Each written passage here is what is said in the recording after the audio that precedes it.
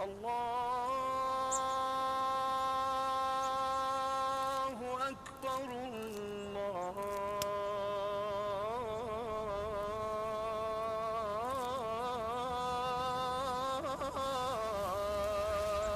أكبر.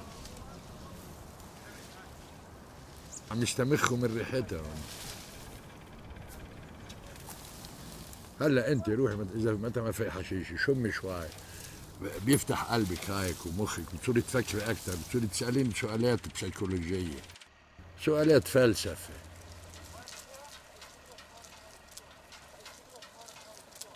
بذكرك عن والدتي تقول لي مثلا اوعى اياكم الارض تتنجس، ما بتطهر الا بعد 10 سنين.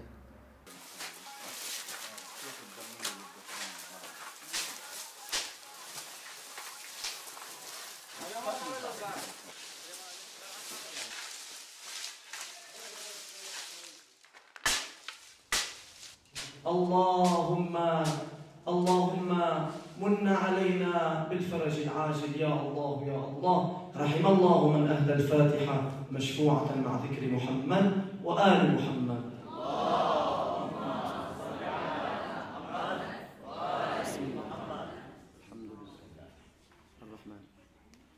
بالنسبة للحشيشة عم تحرجنا هيك، لأنه الحشيشة هي وخضرة ليست حرام، يعني هي نبتة خضراء مثل الخيار مثل الكوسة مثل أي شيء.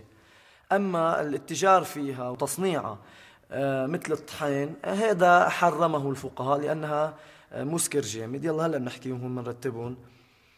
بالنسبة لنبتة حشيشة الكيف، وهي موجودة في كثير من البلدان في العالم، بآسيا وأوروبا وبأمريكا، وتزرع في منطقتنا.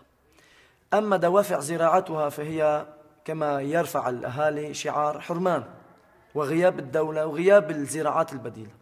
حلية هذه النبتة أولا عندما كانت نبتة خضراء فهي نبتة كسائر نبات يجوز بيعها وشراؤها، ووجه الانتفاع الطبي جائز وارد لأنها من المواد المخدرة يستفاد منها طبيا.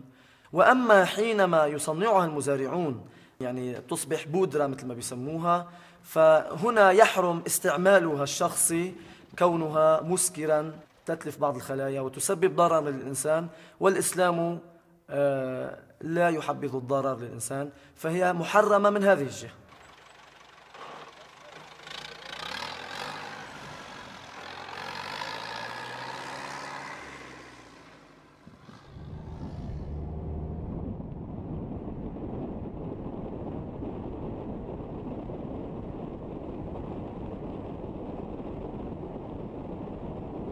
ما كانش لا يجي لعنا مشايخ ولا يجي لعنا حدا، كنا هون قاعدين مكيفين وحياة الله من نعم الليل هاي مطيلع من رزق نية مكيفين.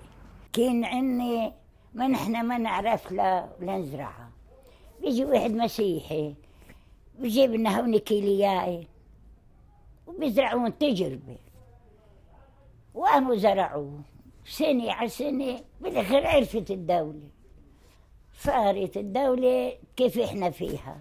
يجي العسكر لي حتى يقصها، في عنا وحدة هون تقول له غرب يا عسكر غرب وحشيشي لا تقرب، ونحن عدم سمك واللي بيكون بيختني وحياة الله هاي. أنا والد هاك يعني بلشنا زراعة الحشيش.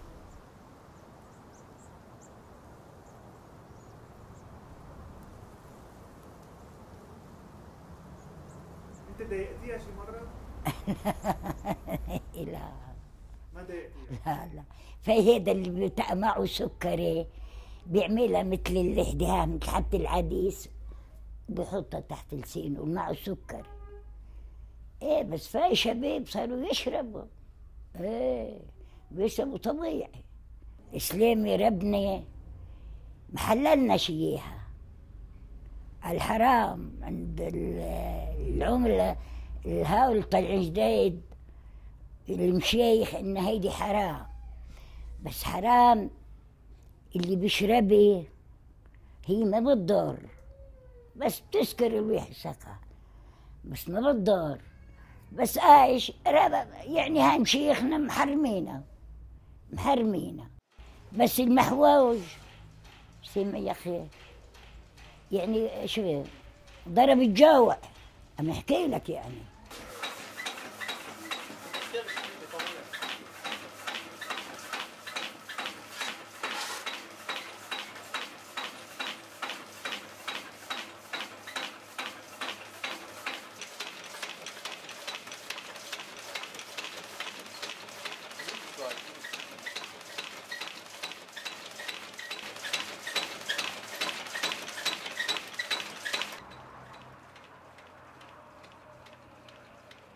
نظرا لوضع اليمون الجغرافي ما بيعيش فيها الا نبته وحده هي شتلة حشيشة الكايف.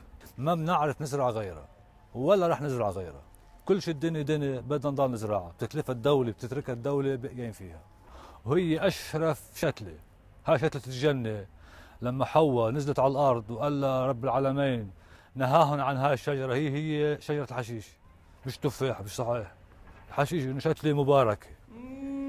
أنا تمنيت يا ابني معك روح قتل الدهر بإيده جعفر نصر الدين معك روح بمشط رصاص لا يتنسى.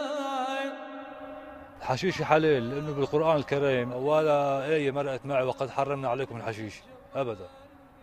إنما الخمر والميسر رجس من عمل الشيطان فاجتنبوه، ابتعدوا عنه. الحشيش ما قالناش إنه الحشيش حرام، وعندنا نحن حلال. حتى هؤلاء المشايخ اللي بيجوا بيقولوا هايك كلهم بيحشش.